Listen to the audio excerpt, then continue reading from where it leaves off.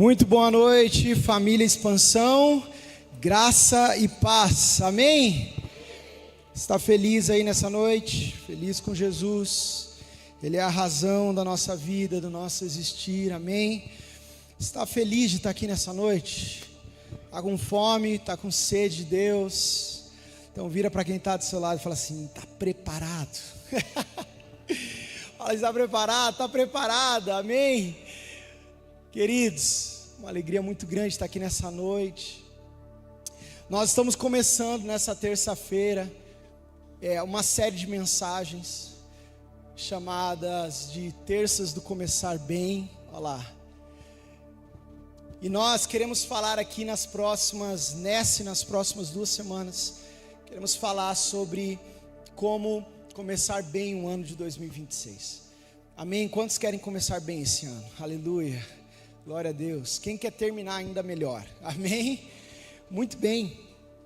E eu quero que você abra sua Bíblia comigo no texto de Eclesiastes capítulo 7, versículo 8. Eclesiastes capítulo 7. Vamos ler apenas o versículo 8, um texto muito conhecido, mas um texto muito importante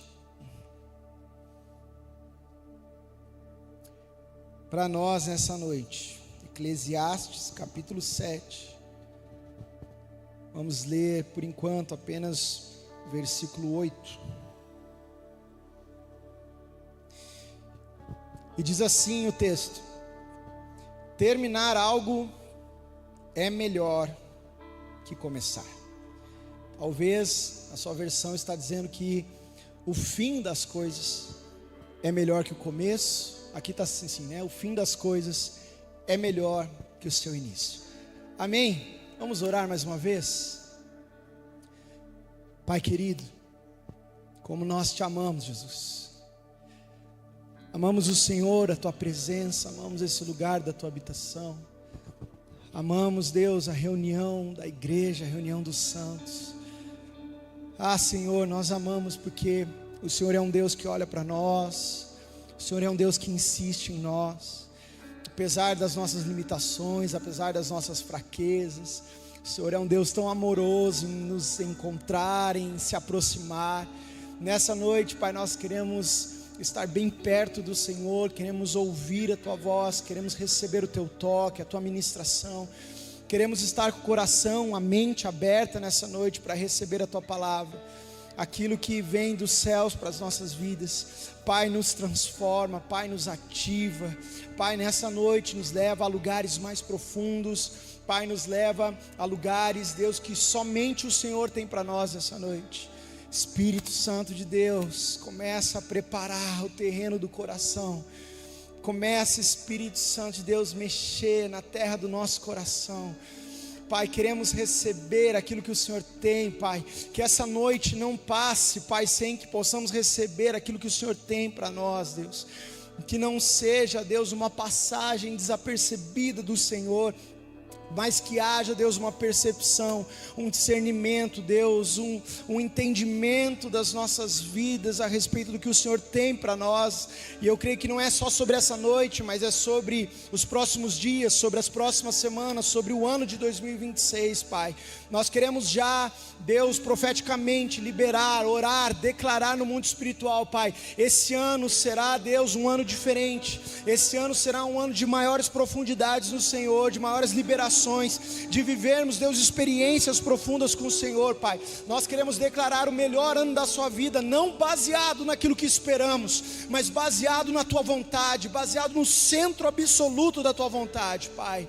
Nós queremos viver o teu querer, viver a tua vontade, Pai. Por isso, Espírito Santo, abre o céu sobre nós essa noite ainda mais. Nós queremos ainda mais do Senhor, Pai. Nós te adoramos através dos louvores. Nós já ouvimos a Tua palavra, ministrações, orações, e nós queremos continuar, Pai. Continuar acessando aquilo que o Senhor tem para nós. Oh, Espírito Santo de Deus, sopra sobre nós. Sopra sobre nós, Espírito Santo. Sopra vida sobre nós essa noite. Nós declaramos que todo coração que entrou aqui, Deus, desanimado, que todo coração que entrou aqui morto, Pai, nós declaramos uma palavra de vida agora, nós declaramos vida brotando do interior em nome de Jesus, Pai. Nós declaramos o Teu poder, Espírito Santo, o mesmo poder que ressuscitou Jesus dos mortos, Pai, está sobre nós nessa noite, nos ressuscitando, Pai, nos trazendo vida verdadeira e genuína, Pai. Sopra sobre nós nessa noite, Espírito Santo de Deus. Espírito Santo, nós te amamos, nós te amamos, nós te amamos, Jesus. Amém? Vocês estão empolgados igual eu nessa noite? Amém? Aleluia! Louvado seja o Senhor. Deixa eu tomar uma água aqui, irmão. Você sabe que eu gosto de água.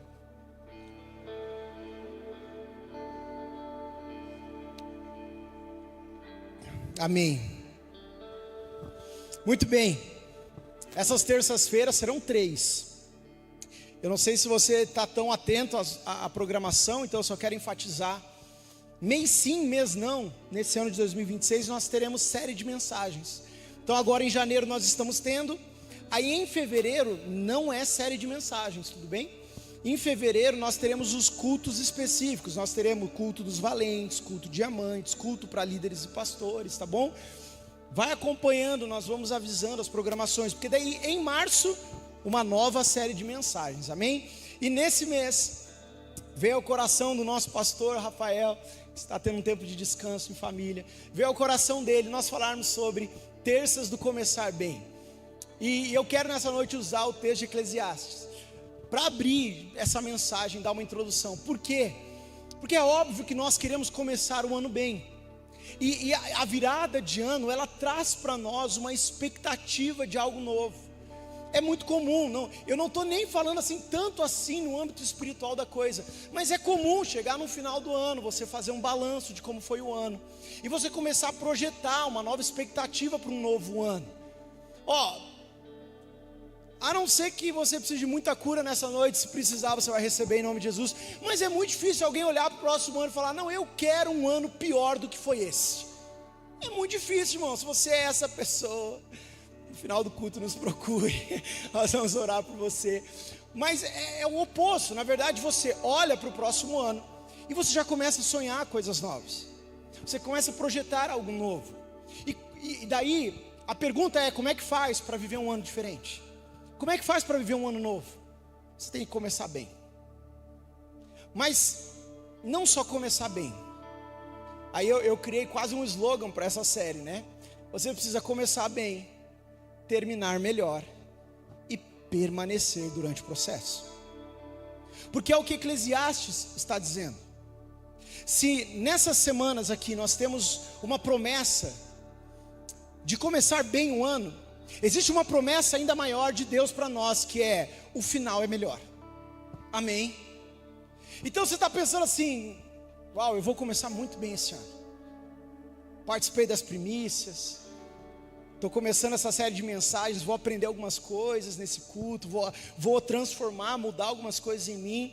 Mas a grande promessa do Senhor é, começar bem pode resultar em terminar ainda melhor, desde que permaneçamos no processo. Essas terças-feiras, irmão, é para você se preparar, é para você ser ativado. Eu costumo brincar, é fogo nos olhos, como os olhos de Jesus, em chamas.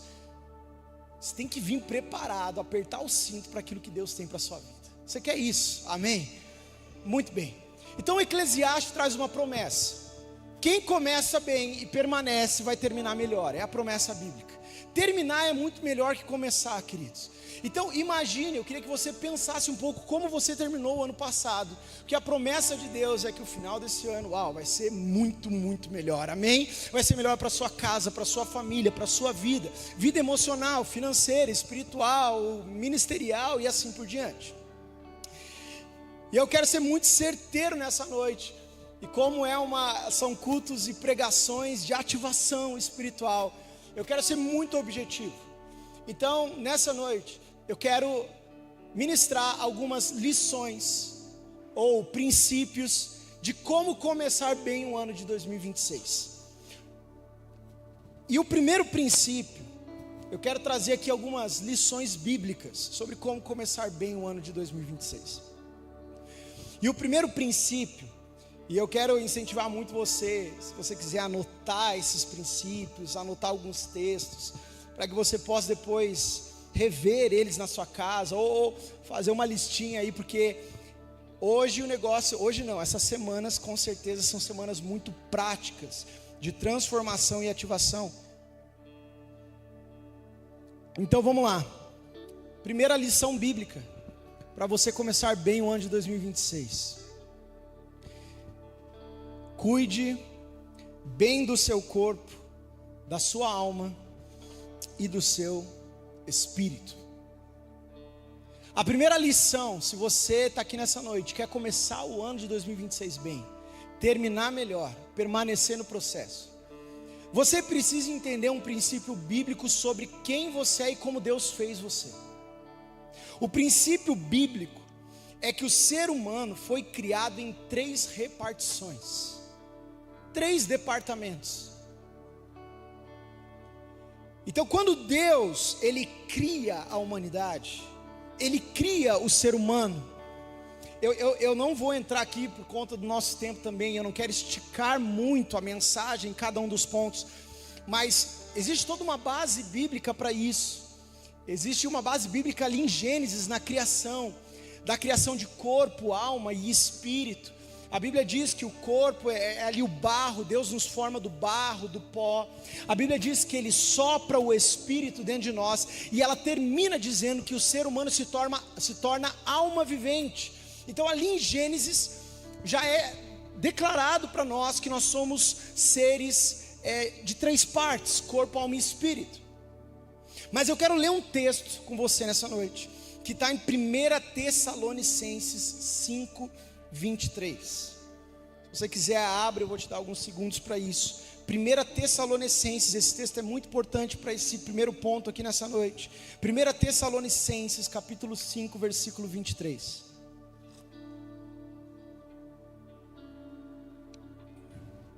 Aqui nós estamos lendo uma carta de Paulo aos Tessalonicenses, a igreja que se reunia.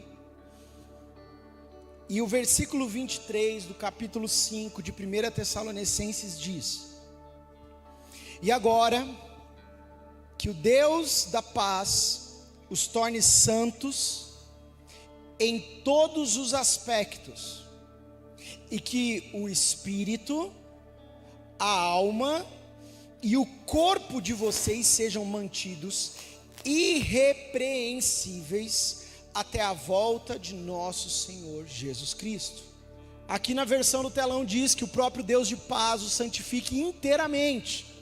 Aqui a palavra é inteiro, é completo, é que o Deus de paz santifique você por completo. Só que aí Paulo, como ele é muito didático, Paulo é muito professor, ele é muito mestre, ele vai deixar claro o que é o ser inteiro, o ser completo. Ele vai dizer que todo o espírito, toda a alma e o corpo de vocês sejam preservados, irrepreensíveis na vinda do nosso Senhor Jesus Cristo. Então perceba que Paulo está dizendo que nós temos 3 partes: corpo, alma e espírito. E se de repente você está aqui nessa noite, está na dúvida, deixa eu só te falar rapidamente: corpo é a carcaça, tudo bem? Corpo é a parte física, ok? Alma são as emoções, os sentimentos. E espírito é a parte que existe em você que se conecta com Deus, ok? Deus é um Deus de espírito, Ele é um espírito e Ele se conecta ao espírito que Ele mesmo colocou dentro de nós. Então, Paulo está dizendo que nós somos um ser de 3 partes. Agora presta atenção. Você quer começar bem esse ano, terminar melhor e permanecer no caminho.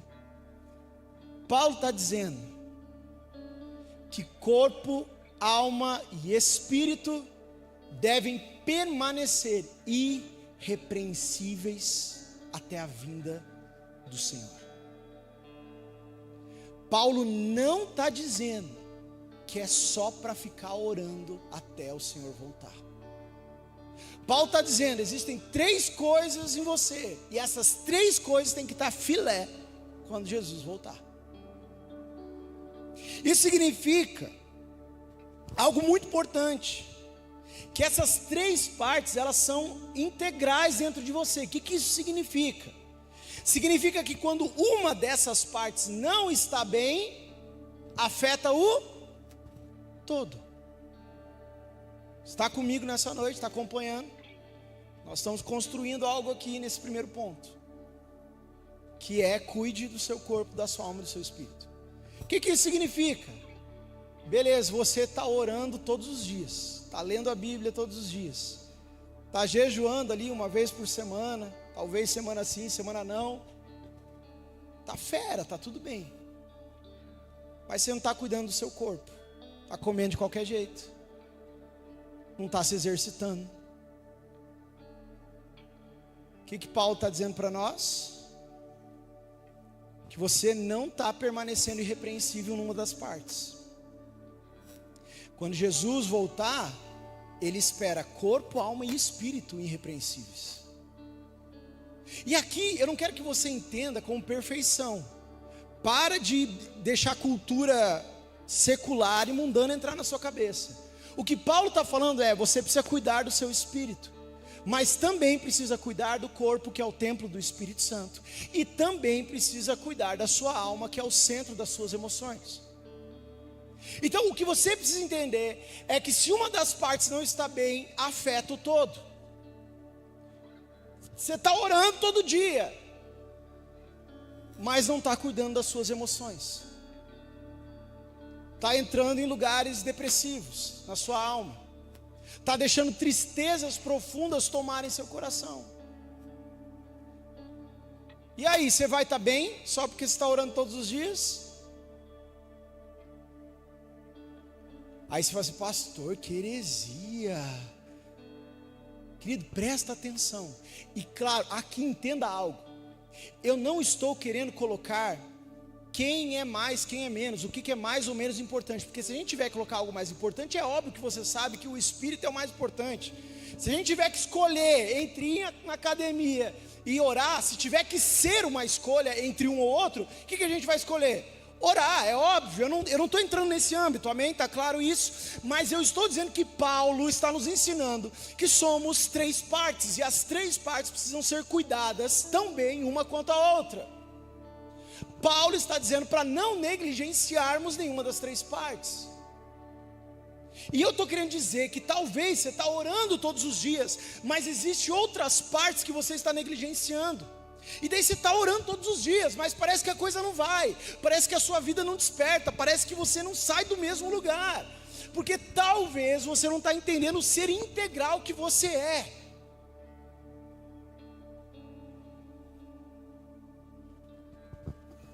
Vocês viram que eu já entrei no primeiro ponto assim, lá em cima.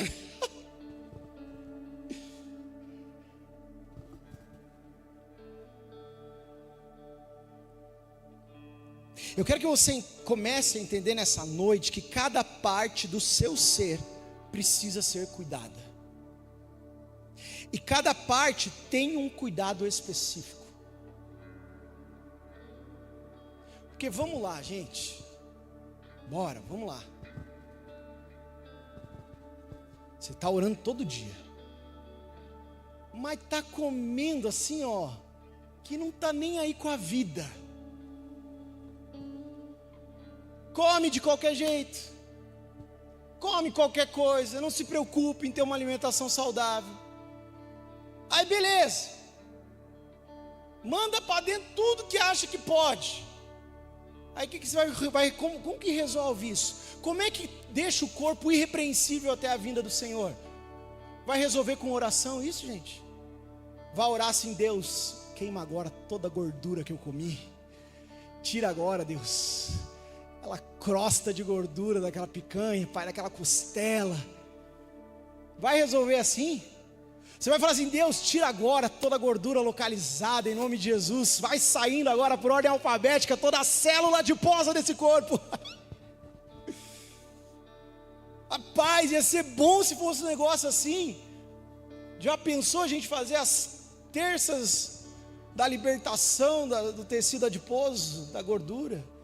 Meu Deus, ia ser uma loucura esse lugar. Você está entendendo? Então, cada parte do nosso corpo tem um cuidado, uma forma de cuidar. E a Bíblia está dizendo que quando Jesus voltar, você tem que estar integral, você tem que estar completo. Aqui, e você já está entendendo, mas eu preciso enfatizar isso, até para a sua alma, essa parte do seu ser não te enganar. Eu não estou falando aqui sobre um abdômen de tanquinho, eu não estou falando aqui sobre ser um ser musculoso, não estou falando sobre isso, eu estou falando sobre cuidado, fazer o básico do básico. É não estar negligenciando, é não estar de olhos fechados, é não estar ignorando algo. Porque aqueles aqui, e eu falo isso com todo o respeito do mundo, mas aqueles que aqui já passaram ali dos 40, 50, já perceberam que a vida e o tempo vai trazendo alguns pesos físicos. O corpo já não responde como antes, ele não trabalha como antes, não se recupera como antes, não descansa como antes, não tem força como antes. Porque quando estamos jovens, a gente vai negligenciando, vai ignorando, e parece que não tem efeito isso. Mas a conta vem. Alguém já disse que o corpo é igual cartão de crédito. Você vai passando ali na maquininha e uma hora vai chegar a fatura. Mas querido, você está entendendo que você é um ser completo? Você está entendendo que você tem que cuidar de corpo, alma e espírito? Esse é o primeiro princípio. Você achou que você ia vir aqui? Eu ia falar assim, você tem que orar mais. Nós vamos falar disso. Provavelmente na última terça-feira. Mas a primeira coisa, eu preciso que você leve a sua mentalidade a um nível de transformação de Romanos 12. Permitam-se transformar pela renovação da mente. Eu preciso que você entenda que você não pode mais negligenciar o que Paulo está dizendo. Você já pensou que engraçado Jesus voltar e perguntar quantas vezes você ia na academia por dia, por semana? E você fala, ei, que papo é esse, Jesus? Vamos falar de Bíblia? Vamos falar dos cultos? E Deus, como é que era seu almoço? Você comia verdura, você comia legume, tinha ali uma alimentação balanceada? Você pensou que doido?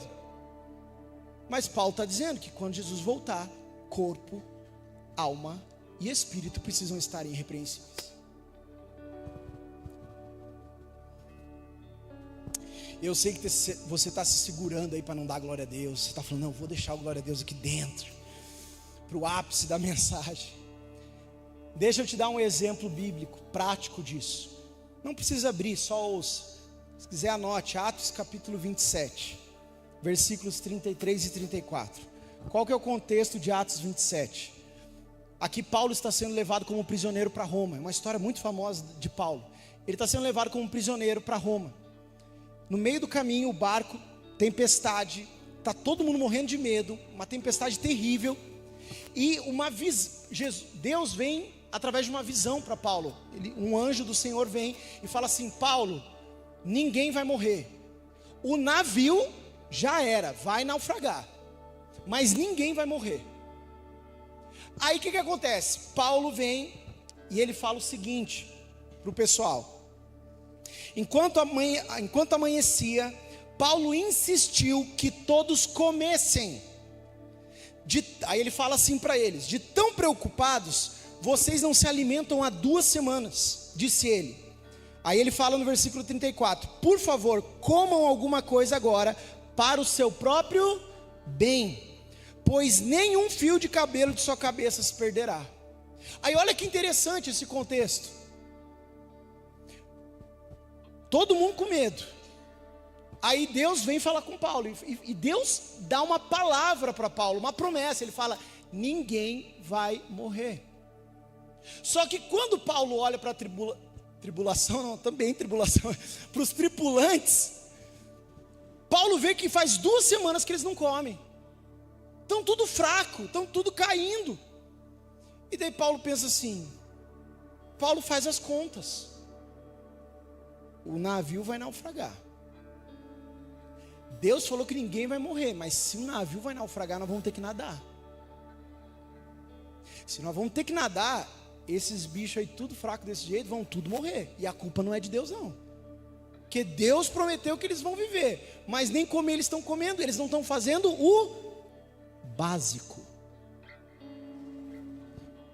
Está pegando aí no seu espírito? Então Paulo não vem com historinha assim: irmãos, eis que tive uma visão, o Senhor Deus Todo-Poderoso Altíssimo, Ele trouxe uma revelação que todos nós iremos viver, então já que vocês não estão comendo, vamos permanecer em jejum mais alguns dias, até que a salvação venha. Não, Paulo falou: ó, tem uma promessa, mas a gente tem que fazer a nossa parte, e a promessa envolve nadar. E é legal essa história, depois você pode ler, que na hora lá do vamos ver, eles falam: quem que não sabe nadar? Então vamos pegar umas madeiras aí para vocês boiarem. Ou vocês acham que Deus vai descer e carregar vocês no colo até a praia? Só que Paulo vem e fala: comam, já faz 2 semanas que vocês não comem, e façam isso que é para o próprio bem de vocês. Você está entendendo? Cada coisa tem a sua participação no plano profético de Deus, no plano de salvação. Então não é para jejuar, pastor? Claro que é, mas tudo no seu tempo. Para de ter uma espiritualidade cega sobre as coisas.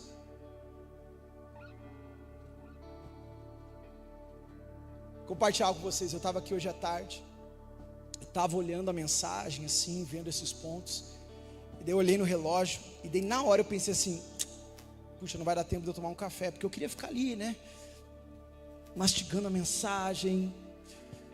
E eu falei assim: não vai dar tempo de tomar café. E daí eu estava lendo esse ponto aqui. Aí na hora eu parei. Falei: não, eu vou na padaria.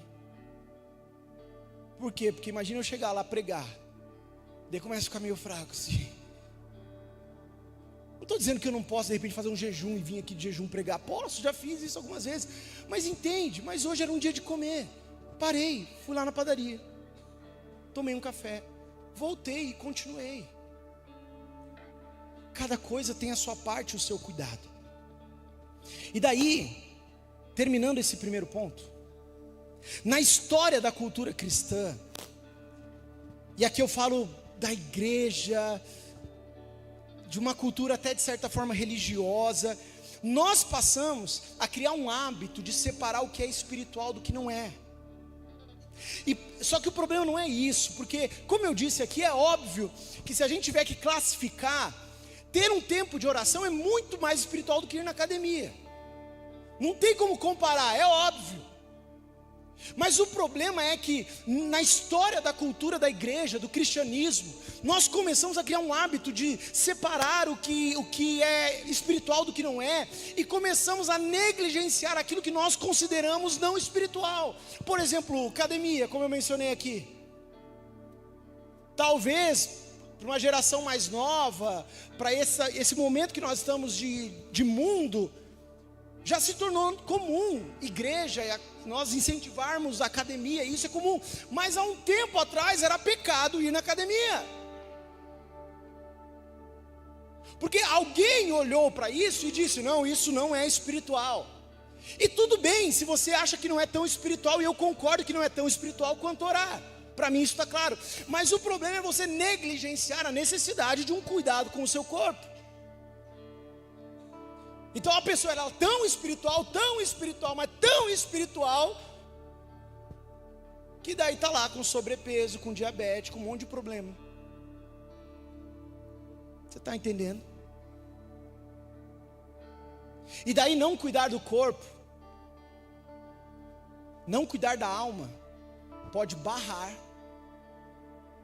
de você viver o melhor ano da sua vida no Senhor. Tem uma frase que eu ouvi maravilhosa que diz: quantas revelações nós não deixamos de receber porque estávamos cansados. E cansado, ok, de vez em quando a gente fica mesmo. Agora você está lá naquela moleza, cansado toda hora, porque o corpo não tem vitamina, não tem nutriente, não tem energia. Talvez o resumo dessa primeira lição bíblica é: não negligencie nenhuma das 3 partes que formam você. Não negligencie nenhuma das 3 partes que formam você.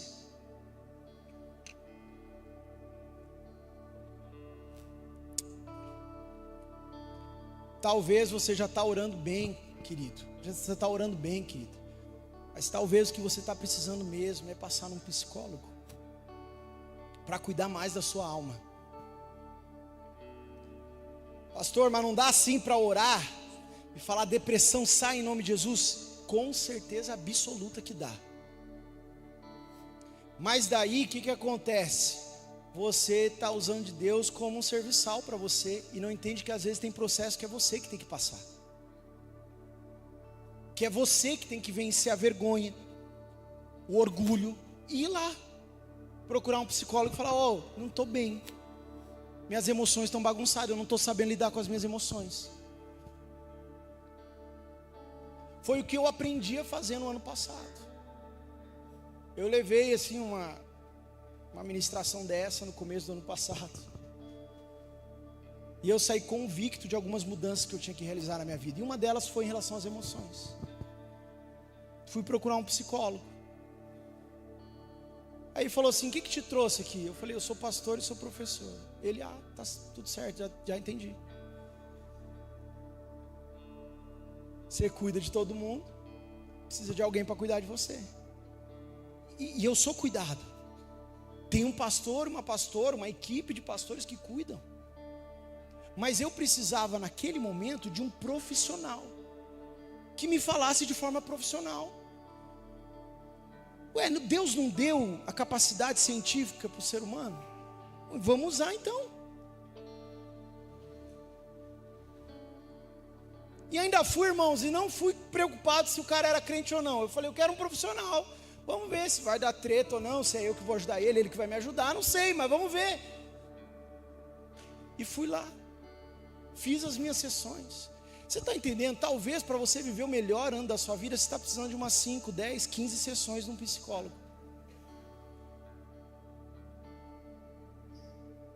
Glória a Deus. Aleluia. Está dando um calor aí em vocês? Você está entendendo, querido? Você é corpo, alma e espírito. Segunda lição bíblica que eu aprendo para começar bem, terminar melhor e permanecer: coloque a casa em ordem. E aqui, quando eu digo coloque a casa em ordem, eu estou usando a expressão em todos os sentidos que você puder imaginar. Eu estou falando da casa corpo, a casa espiritual, a casa alma, mas eu também estou falando da casa física, eu estou falando da casa trabalho, eu estou falando tudo que você imaginar. Troca a palavra casa pelo que você quiser que precisa ser colocado em ordem, você precisa colocar em ordem. E daí agora presta atenção no que eu vou ler aqui para você. Eu vou ler. Eu peguei uma reportagem da revista Forbes que fala de alguns estudos e tem algumas falas aqui de alguns especialistas da área do estudo da mente. E a primeira delas diz o seguinte: nossos mundos externos inevitavelmente afetam nossos mundos internos e vice-versa. Quem falou isso é a vice-presidente da principal empresa de cuidado e saúde mental dos Estados Unidos.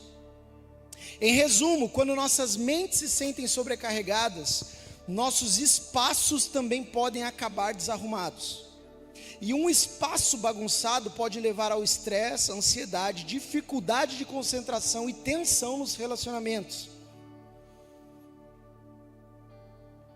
Embora um espaço bagunçado possa te deixar em um estado de confusão mental, isso também significa, preste atenção, que arrumá-lo pode ajudar a te fazer se sentir melhor.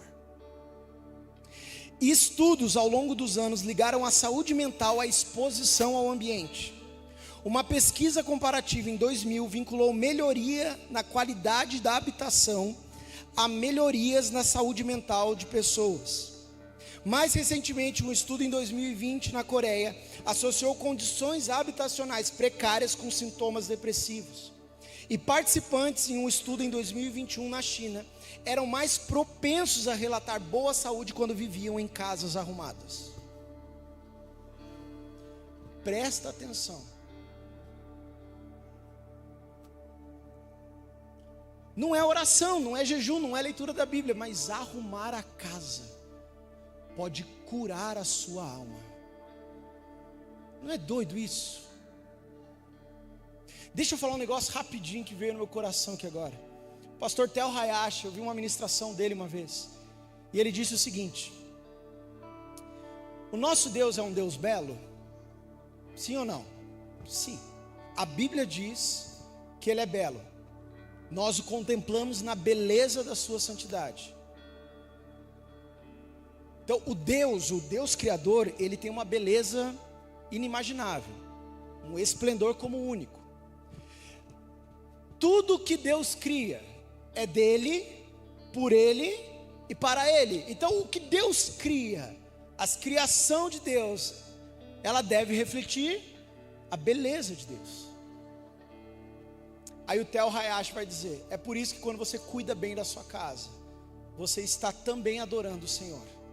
Porque o seu lar, que é criação de Deus, as coisas materiais também são criação de Deus. O homem recebeu inteligência para fazer as coisas, mas tudo é criação de Deus. Ele vai dizer assim: também é uma expressão de adoração.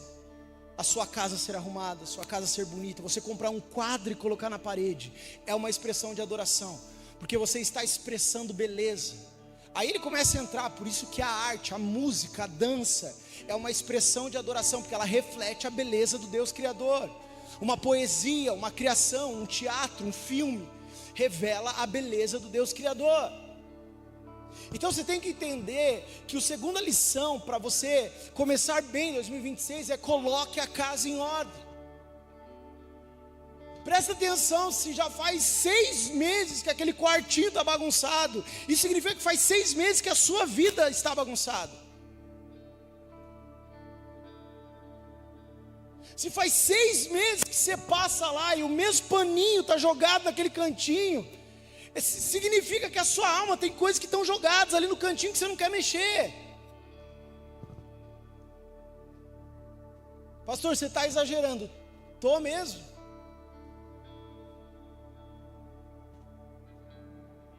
Entra na casa de alguém que está bem resolvido assim na vida. E eu não vou dizer, não é perfeição. Não é a casa tá brilhando todos os dias, 7 dias por semana. Não é isso. Calma, mulheres. Não é sobre isso. Os maridos já estão suando aqui, meu Deus. Agora o bicho vai pegar lá em casa. Agora elas têm base bíblica. Mas não é sobre isso. Mas é sobre a organização básica. É sobre quando a Bíblia diz que não dá para colocar algo novo em algo velho. Então, se você quiser viver um ano novo em 2026, você precisa pôr em ordem aquilo que está velho. Vai lá, pega aquele cantinho bagunçado, desarrumado e arruma. É o seu corpo que está desarrumado, então arruma. É a sua alma que está desarrumada, então arruma. É o espírito que está bagunçado, então arruma, querido. Coloque a casa em ordem. Porque a Bíblia diz que o nosso Deus é um Deus de ordem e decência. E Ele não habita num lugar onde Ele não é compatível. Um Deus santo está em um lugar que não é santo. Ele habita em coisas que não são santas? Não. Então, você entende que é incompatível? O Deus da ordem e decência mora dentro de você. Vou voltar para a mensagem de domingo, vou voltar para a mensagem das primícias. O Deus da ordem e decência habita dentro de você. Mas a sua vida é uma bagunça. Parece que tem alguma coisa errada. E só para não ficar na Forbes, Provérbios 31, 27 diz: cuide, quando fala lá da mulher virtuosa, Provérbios 31, versículo 27 diz: Essa mulher cuida bem de tudo em sua casa e nunca dá lugar à preguiça. Aí o texto de 1 Reis 18:30 diz algo maravilhoso. Sabe aquele momento que Elias está enfrentando os profetas de Baal? Talvez você conheça essa história, senão depois você pode ler lá em 1 Reis, ali próximo do capítulo 18.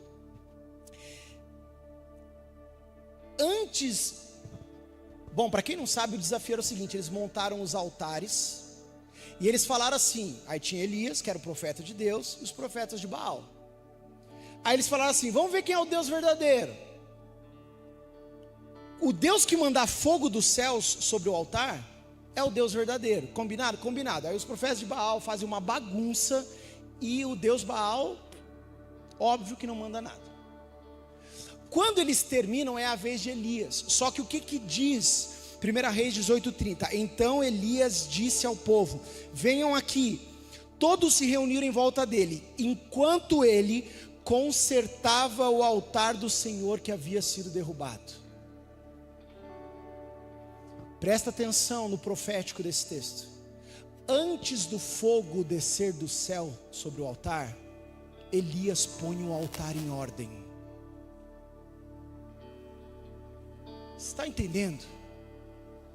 Nós somos seres espirituais e sobrenaturais, e amamos o fogo do Senhor e a presença do Senhor. Mas tem fogo que Deus está esperando para descer só quando o altar estiver arrumado. E altar arrumado envolve Elias e não Deus. Você já pensou a vergonha que Elias ia passar? O altar todo derrubado, ele: vai lá, Deus! E Deus fala: mas não vou mesmo. Olha o jeito que está o meu altar. E é interessante porque essa passagem do versículo 30 fala sobre arrumar aquilo que já tinha sido arrumado. Não fala sobre arrumar uma coisa uma única vez, fala sobre rearrumar. Não sei se existe isso. Está entendendo? Fala sobre algo que estava arrumado, mas foi bagunçado, e daí tem que arrumar de novo. E sabe por quê? Eu vou te dar um exemplo muito prático disso. Quase que todo momento, toda hora, sem parar, essas cadeiras precisam ser arrumadas. Aqui do templo. Meu pai sabe na prática isso. Vamos parar de arrumar. O que vai acontecer daqui a um mês? Imagina, a gente faz um combinado aqui, ó, todo mundo, ó, ninguém mais arruma nada aqui. Deixa do jeito que está. Nós vamos assim durante um mês. Como é que vai estar aqui depois de um mês? Você vai chegar nesse lugar e falar assim: meu Deus, não precisa nem ter muita gente. Você vai falar assim: pá, onde é que eu vou sentar aqui? Está tão bagunçado esse lugar. E daí nós somos o templo do Espírito Santo, e às vezes o Espírito Santo chega e fala assim: meu Deus, onde é que eu vou habitar aqui? Está tão bagunçado esse lugar. Meu querido, põe a casa em ordem, arruma um altar. Aí é interessante, arruma um altar, o fogo desce. Então você está entendendo que às vezes nós estamos errando o alvo. E por favor, eu sei que às vezes eu estou sendo repetitivo nessa noite. Eu não estou pregando contra a oração, mas eu preciso falar abertamente para você entender. Às vezes você está falando: não, preciso orar mais, e a sua casa está uma bagunça. O que você precisa fazer na verdade é parar de preguiça e arrumar a sua casa. Seu carro está um nojo. Cara, essa semana a Ana virou para mim e falou: você precisa mandar lavar esse carro. Falei: ei, quantos anos você tem? A Laís olhou para mim e deu risada. Falou: pai, tá sujo, meu Deus do céu. No dia seguinte eu mandei lavar, gente.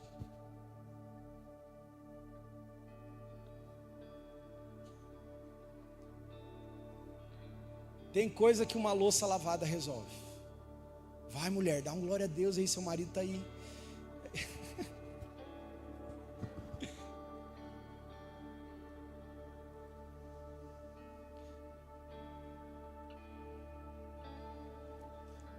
Primeiro, a lição bíblica: cuide do corpo, da alma e do espírito. Segunda lição: coloque a casa em ordem.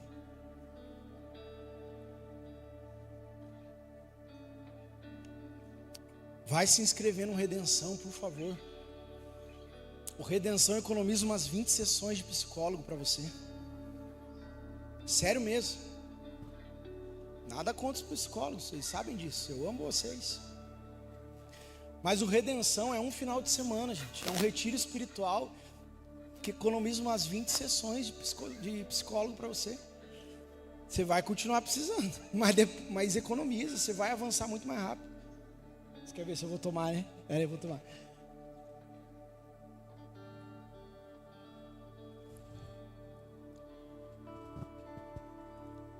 Terceira lição bíblica. Você está comigo nessa noite, amém? Está aguentando firme? Terceira lição bíblica é: termine o que você começou. É o mesmo texto, Eclesiastes 7:8. Terminar é melhor que começar. E aqui, preste atenção nisso. Preste atenção nisso, querido. Eu não estou falando aqui necessariamente, você começou um curso, tem que terminar. Você começou a ler um livro, tem que terminar. Isso também é bom. Mas eu estou pegando e fazendo um gancho com as duas lições anteriores.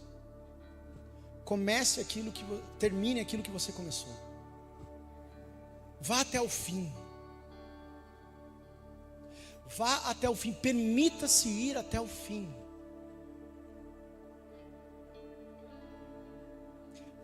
Semana que vem, incentivar você, né? Depois dessa noite, querer vir também na semana que vem.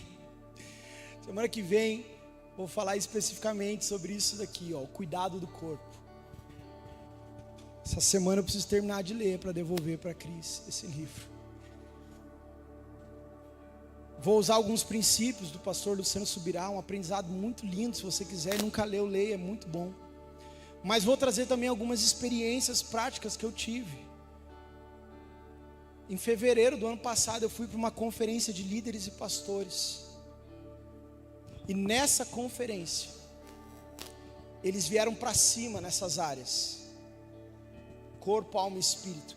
E eu comecei a viver um processo de transformação, de uma mudança muito grande na minha vida. Confesso que nem tanto no âmbito espiritual da coisa, mas na parte do corpo e da alma. Comecei a cuidar mais de mim, comecei a praticar exercício. Eu já estava mais de um ano sedentário, sem fazer absolutamente nada, porque coincidiu com o nascimento da Liz. A Liz nasceu, eu não fiz mais nada depois. Não ia na academia, não ia para o futebol, nada, queridos. Mas em fevereiro do ano passado veio um despertar muito grande na minha vida. Eu decidi. Só que eu não decidi só começar o ano bem. Eu falei, eu vou de fato transformar a minha vida.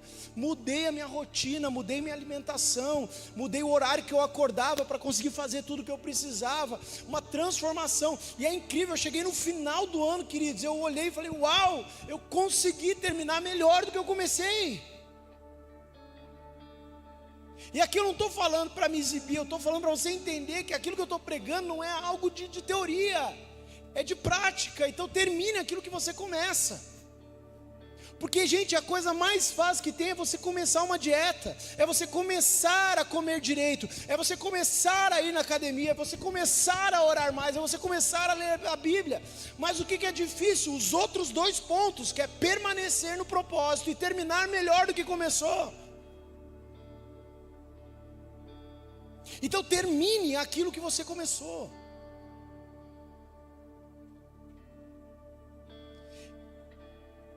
Penúltima lição bíblica, conectada com essa agora de terminar o que você começou: priorize e celebre as pequenas tarefas e as pequenas vitórias.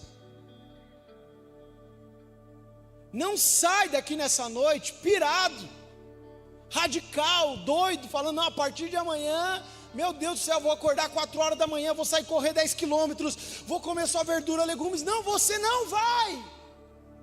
Ou vai só amanhã. Porque daí na quinta já tem um aniversário do sobrinho, e daí já tem coxinha, já tem bolo. Não, não é. Entenda, não é sobre um radicalismo, não é sobre uma mudança que você não vai dar conta, mas é sobre priorizar as pequenas tarefas, é sobre concluir aquilo que você começou, as poucas coisas, e celebrar cada vitória. Por exemplo, quando mudou minha cabeça em fevereiro, eu falei, cara, eu preciso fazer exercício, eu preciso comer melhor, eu preciso me alimentar. Qual foi a primeira coisa que eu fiz? Eu falei, cara, eu vou fazer uma caminhada de 5 minutos. Todo dia, tá louco? Caminhar todo dia 5 minutos? Era 3 vezes por semana. Porque era uma caminhada intencional, e a caminhada intencional para você praticar exercício é muito mais difícil que uma caminhada normal que você não percebe. Porque é intencional, você tem que falar, eu vou caminhar. Você fala, meu Deus, já caminhei 10 quilômetros, e você olha, o elevador está ali, ó. Então eu comecei 3 vezes, mas eu falei, eu vou e eu não vou parar, eu vou continuar. E foi indo. Aí passou algumas semanas, eles estavam reformando a academia do prédio, eu falei, agora eu vou começar a ir na academia. E foi indo. Gente, eu cheguei dia 30 de dezembro indo para a academia. 31 eu falei, não, hoje não. Mas termine aquilo que você começou e priorize as pequenas tarefas. Aí deixa eu te dar alguns textos bíblicos. Lucas 16:10. Se forem fiéis nas pequenas coisas, também serão nas grandes. Claro que você sabe, o contexto aqui é voltado mais para a prosperidade financeira, mas é bíblico, querido. Se você for fiel nas pequenas coisas, as grandes virão. Então entenda, priorize as pequenas tarefas, celebre a vitória das pequenas tarefas. Você está lá com a sua casa inteira bagunçada, não precisa arrumar ela toda em um dia, mas começa, arruma um quarto, arruma o outro, depois arruma a cozinha, depois arruma o quintal, arruma aquilo que está mais incomodando. Arruma. Por isso, marido, agora eu vou trazer para nós a responsabilidade. Não dá para a lâmpada queimar e você não trocar ela.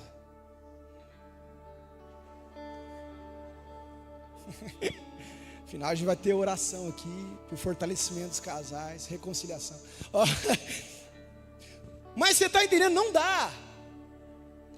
Querido, você tem que ir lá trocar a lâmpada e ficar, meu Deus, que lâmpada bonita é essa que eu troquei.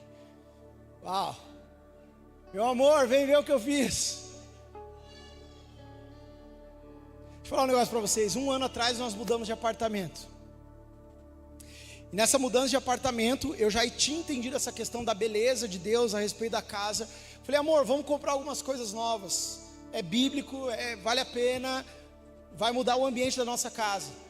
Comprar algumas coisas, aí compramos alguns móveis novos, não sei o que. Compramos, chegou. E eu não sei se vocês sabem disso, se você é montador de móveis, eu amo sua vida, mas o preço que é cobrado para o cara vir montar os móveis, irmãos, falei, meu amor, deixa comigo. Otavião, me empresta isso, a parafusadeira. Fui lá, peguei a parafusadeira, irmãos, montei tudo. Abri os manual, separei os negócios, montei tudo, não sei o que.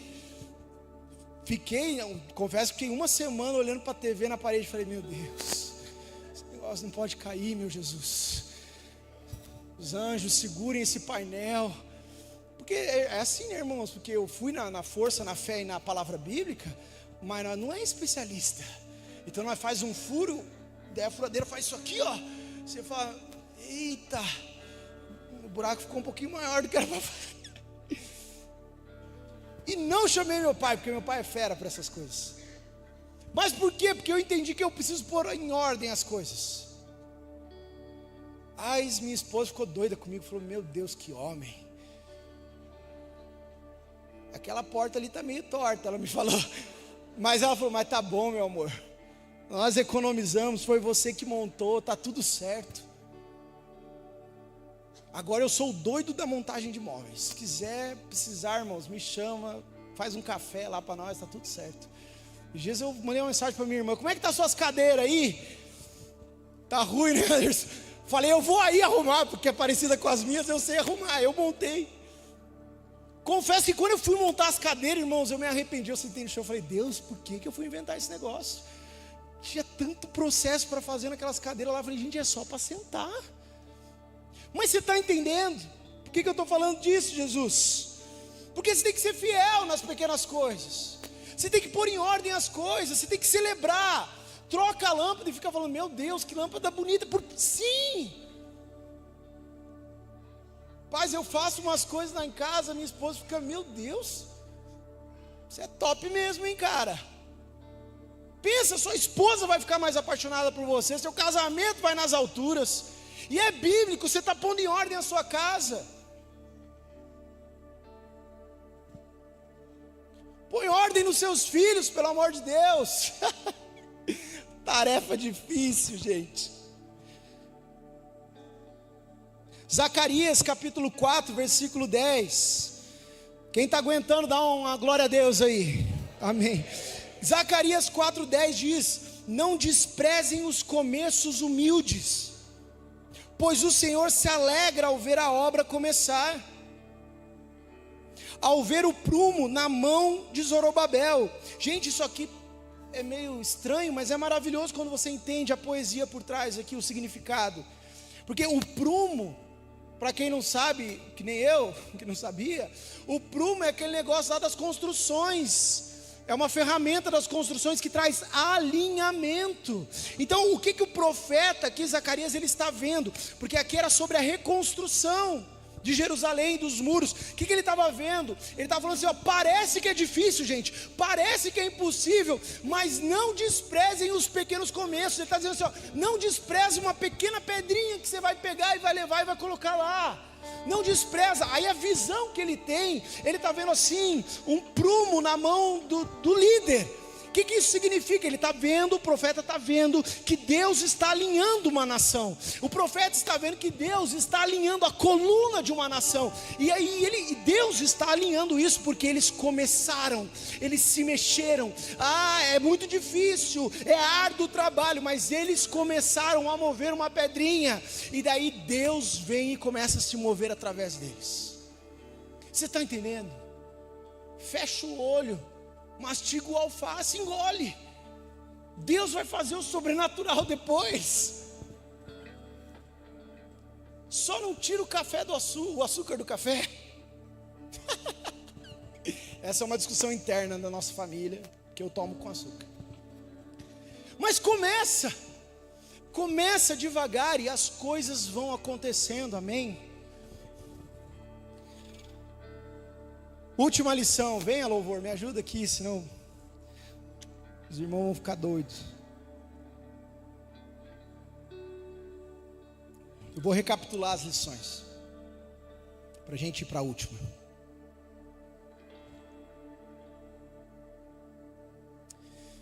Primeira lição, cuide do seu corpo, da sua alma e do seu espírito.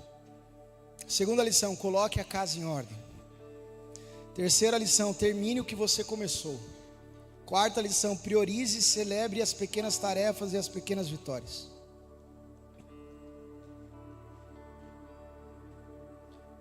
Só dizer um negócio, uma historinha de novo aqui antes da gente ir para o último ponto. Aí eu fiquei o doido, né, de montar os móveis. Montei um monte de móvel lá em casa. E esses dias teve uma mudança aí de um amigo. E daí nessa mudança eles desmontaram o guarda-roupa do filho. E daquele jeito que todo bom homem faz, desmonta, põe tudo dentro de um saco e seja o que Deus quiser depois. Nenhum homem que se preze vai ficar, esse é o parafuso da porta. Não, a gente põe tudo lá e depois a gente se vira. E daí quando chegou lá na mudança, a gente ajudou nas mudanças e tal. Eu falei, aí o doido das montagens, falei, esse guarda-roupa aqui, desmontado, eu já animado. Aí você falou, não, cara, pior que eu desmontei, agora eu não sei lá como é que faz. Eu falei, rapaz, deixa comigo, vai lá fazer outras coisas. Pai, montei, já sabia. Eu falei, não, isso aqui eu já sei para que serve. Essa pecinha aqui é para isso, aquilo aqui. Vamos colocar as coisas, vamos arrumar. Isso daqui é a porta da frente, da lateral, arrumamos, vamos montar. Cara, montamos. Falei para eles, tem 4 horas de garantia, tem que ficar de pé durante 4 horas. Mas o que eu quero te dizer é que você vai se aperfeiçoando no meio do caminho. Você vai melhorando no meio do caminho. E nós estamos falando sobre começar bem, mas terminar melhor e permanecer no meio do caminho.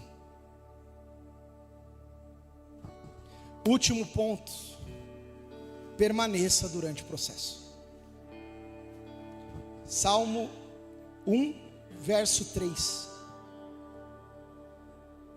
Diz assim: feliz, fala de quem é feliz, né? E daí diz assim: essa pessoa que é feliz é como a árvore plantada à margem do rio, que dá o seu fruto no tempo certo, suas folhas nunca murcham e ele prospera em tudo que faz. Eu não vou me aprofundar nesse texto, e para você confiar em mim, eu já vou pedir para você ficar de pé.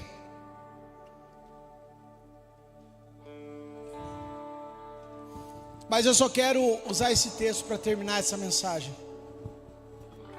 e falar para você que a última lição bíblica que eu aprendo para começar bem, terminar melhor, é permanecer no processo. Não sei se nas outras terças-feiras, mas em algum momento a gente fala mais sobre permanecer. Eu acho que é um tema bíblico maravilhoso. Mas por que você está usando o Salmo 1, que diz que feliz é aquele que é como uma árvore plantada à beira das águas? Eu amo, esse é um dos meus textos favoritos da Bíblia, e é um dos que mais traz aprendizado sobre a minha vida. Porque, gente, o que uma árvore plantada à beira das águas faz? O que ela faz? Não faz nada. Ela fica parada. Ela está plantada. Ela permanece. Agora tira essa árvore e coloca ela em qualquer outro canto. Leva ela para um lugar que não tem rios de água viva. Leva ela para um lugar onde tem uma terra fértil. O que acontece com essa árvore? Então ela morre, ela fica seca. O que a árvore entendeu? Eu preciso permanecer aonde me dá vida. Eu preciso permanecer aonde me dá vida. Cuidar do espírito te dá vida, querido. Cuidar do corpo te dá vida. Cuidar das suas emoções e da sua alma te dá vida. Só que não é só começar, é permanecer.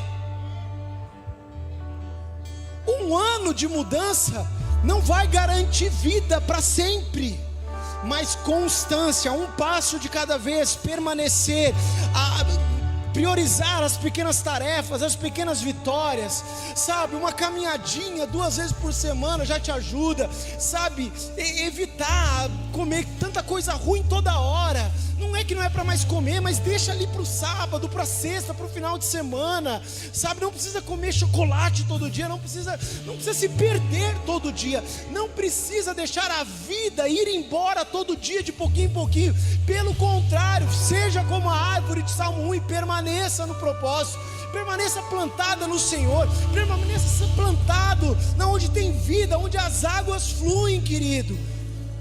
Beleza, você já tem o espiritual, mas entenda que você é um ser de 3 partes, então precisa combinar corpo, alma e espírito. Vai procurar um médico, vai fazer um check-up, vai ver como é que está aí tudo. Vai procurar um profissional da área da saúde mental, vai ver como é que está. Fez lá um tempo, não gostou, troca, vai para outro.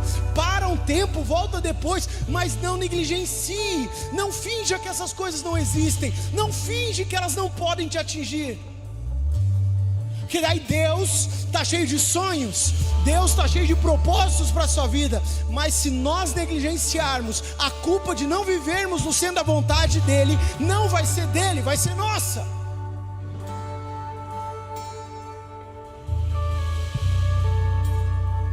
Permaneça, querido, permaneça diante das tempestades, das adversidades. Permaneça quando tudo estiver bem. Permanecer tem que ser uma prioridade na sua vida. Permaneça como a árvore à beira do rio de vida. Permaneça no lugar onde você está. Permaneça naquele lugar que determina a vida para você. Permaneça. Quando as dificuldades vierem, quando as acusações vierem, quando tudo ao seu redor quiser desmoronar, permaneça no que você está realizando.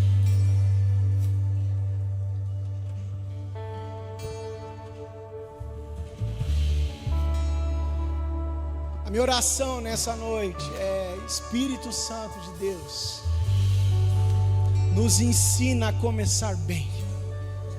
Nos ensina a começar bem, Espírito Santo. Eu quero profetizar sobre a sua vida, o melhor ano da sua vida. 2026 vai ser o melhor ano da sua vida. Mas eu quero declarar aqui também um ano de mudanças. Eu quero declarar também um ano de Romanos capítulo 12, uma transformação de mentalidade. Você precisa sair daqui dessa noite com a mente transformada a respeito da sua vida. A sua cosmovisão, a visão sobre o mundo, sobre as coisas, sobre você precisa mudar nessa noite. E só será possível se aquele que sonda o nosso interior nos ajudar. Espírito Santo, nos ajuda nessa noite. Nos ajuda em nome de Jesus.